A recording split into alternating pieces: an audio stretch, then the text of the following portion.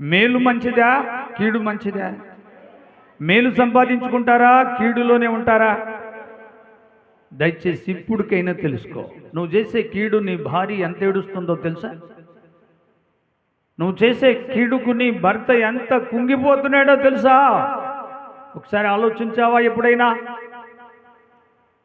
మేలు గురించి ఎప్పుడైనా తెలుసుకున్నావా?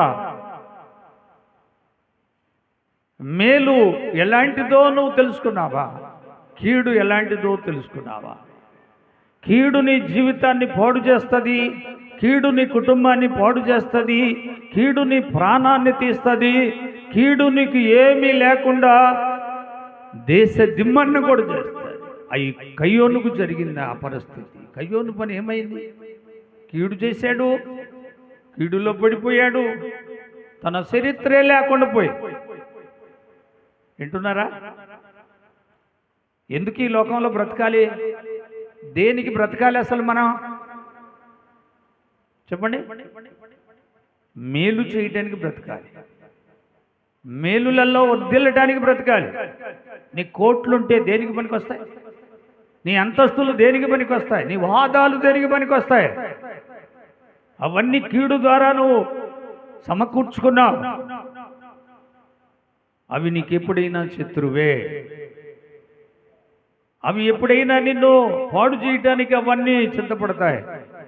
మేలు నీ పక్షంలో కీడును జయించగలదు, కీడును ఓడించగలదు, నీ జీవితాన్ని బాగు చేయగలదు, నీ కుటుంబాన్ని రక్షించగలదు, నీకు అన్నీ ఇవ్వగలదు మేలు.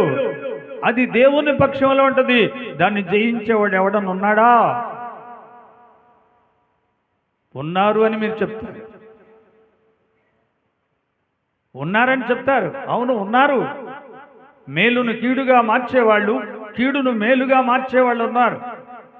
ఒక దినాన వాళ్ళకి మేలు వాళ్ళని ఓడిస్తుందని, ఆ కీడు ద్వారా వాళ్ళకెంతో నష్టాలు కలుగుతాయని ఒక దినాన వాళ్ళకి అర్థమవుతుందని కూడా నేను చెప్తున్నాను. ఎందుకంటే మనిషి మేలు చేయాలి, మేలుతో బ్రతకాలి. అదే మనిషి జీవితానికి ఒక ఆస్తి అని కూడా చెప్తున్నాను. మనిషి జీవితానికి చివరికి మిగిలేదేమిటో తెలుసా? మేలు. ఆ మేలు నిన్ను కాపాడుతుంది, నిన్ను పోషిస్తుంది, నిన్ను సంరక్షిస్తుంది, నీకు కావలసిన మంచి ఇల్లు ఇస్తుంది, నీకు కావలసిన మంచి భార్యని ఇస్తుంది, మంచి భర్తనిస్తుంది. ఇవన్నిటిని ఇవ్వగలిగింది మేలు. ఈరోజు ఆ మేలును నువ్వు పోగొట్టుకుంటే నువ్వు బ్రతకటం కూడా నష్టమే.